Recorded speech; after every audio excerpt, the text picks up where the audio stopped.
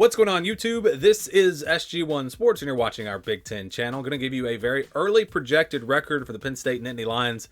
Keep in mind, this is not an official prediction. It's simply a projection based off of the schedule, how tough the schedule is, and then how good do we expect each opponent to be.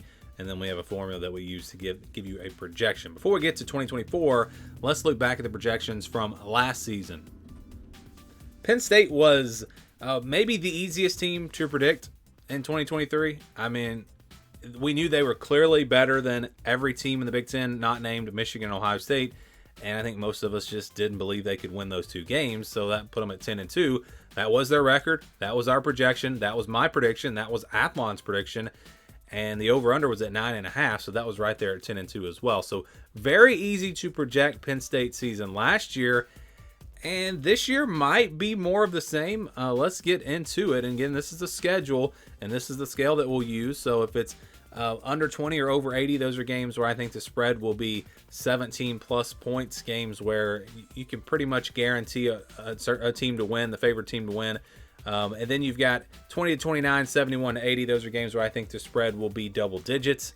10-16, maybe in that range. 30-39, 61-70, games where I think the spread will be about a touchdown, 6, 7, 8, 9 points.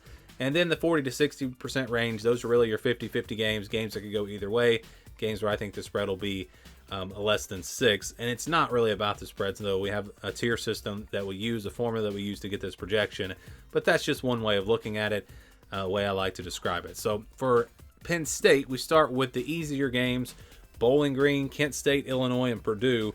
And Purdue could be better, but looking at it right now, and again, that's why this is an early projection and not an actual prediction, they seem to be kind of in the bottom tier. And so even though that game's on the road, that is going to be counted as a win. Also, Bowling Green, Kent State, and Illinois because it's at home. So 4 fairly easy wins there. And then they get UCLA, Washington, Minnesota, and Maryland, all games where I think they're going to be favored by double digits, a couple touchdowns. UCLA at Penn State, I don't see them having much of a chance. Washington loses so much.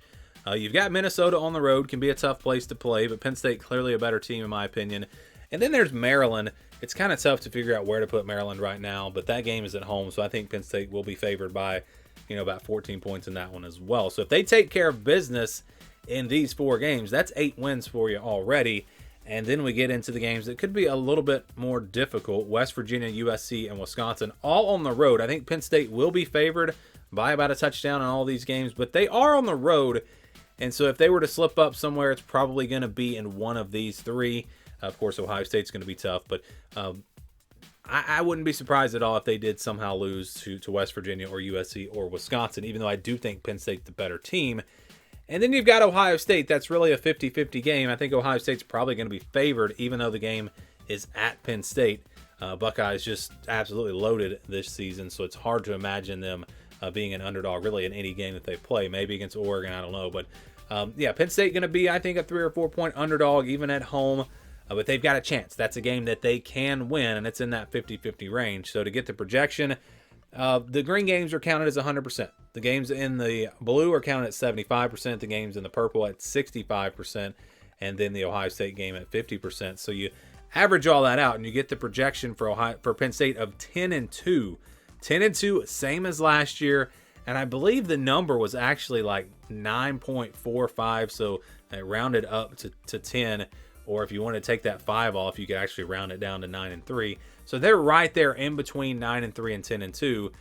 Again, you look at West Virginia, USC, Wisconsin, Ohio State. The odds would say that they're probably going to go 2-2 in those games, and then they could slip up and lose to one of these teams in the blue, and that would get you to 9-3. But it's really hard to see this team at 9-3. I think it's probably going to be another 10-2, maybe better type year.